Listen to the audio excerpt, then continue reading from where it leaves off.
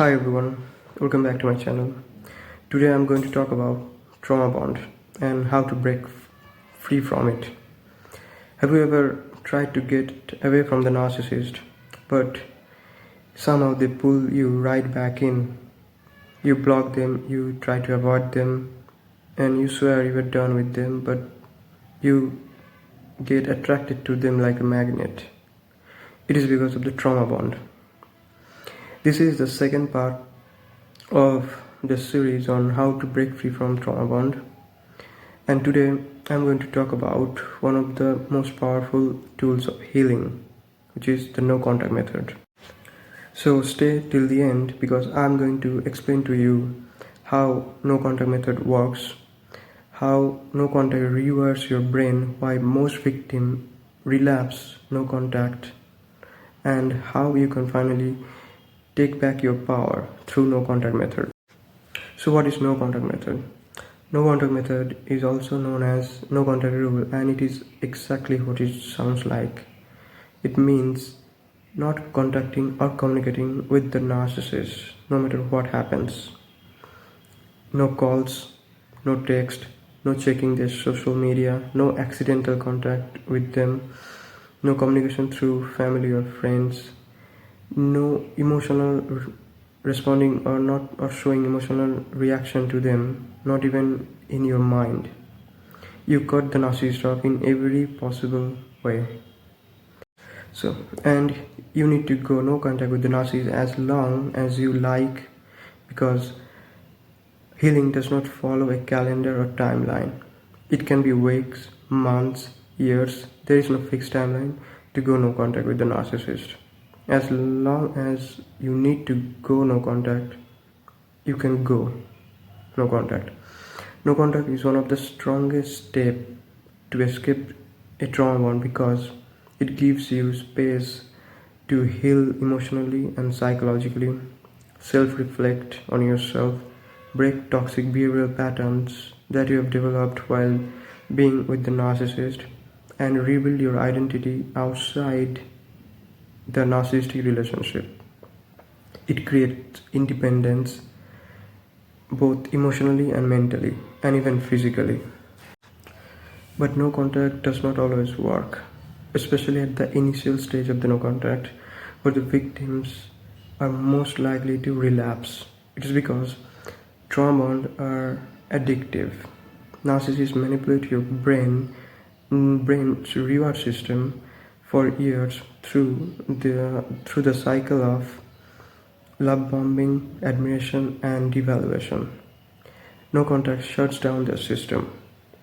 It rewires your brain, breaks the cycle of pain and relief that narcissist created, and reduces the emotional chaos you're carrying inside. No contact also helps you to reduce your emotional pain, think clearly, stop rationalizing your own behavior, rebuild your sense of self-worth, and to become the strongest version of yourself. So, no contact breaks the psychological chain that kept you attached to the narcissist. But let's be honest, no contact is not easy, especially when the narcissist is your parent. You can't block your parent forever. You're dependent on them for a certain stage of your life. You live with them, you're dependent on them financially, and society also pressure you to respect them no matter what. And this makes going full no contact very hard, almost impossible, when the narcissist is your parent. And that's where most victims struggle. So what you can do when the narcissist is your parent? You go emotional no contact. You become emotionally unavailable to them as much as possible. Be non-reactive to them and be emotionless as much as possible in front of them, like a rock. If they insult you, show them no reaction. If they try to provoke you, stay neutral. And if they try to pull you back into an argument or try to create drama, respond them with bare minimum. Their goal is very simple: to get an emotional reaction out of you.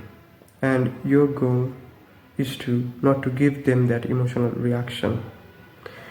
Because you are going to stop giving reaction to them, you are cutting off their narcissistic supply. And in the beginning, they will be angry and they will try harder to provoke you, to abuse you, to get a reaction out of you. But if you stay strong, committed, and consistent in your position and be emotionless, they will eventually get bored and move on to their next victim. But most people break no contact at the beginning of the no contact period. It happens because trauma bond is addictive. The trauma bond relationship with the narcissist is addictive, familiar, and comforting in a toxic way for the victim. Relapses doesn't mean you are weak. It just means that the bond is strong with the narcissist. You just have to break that bond.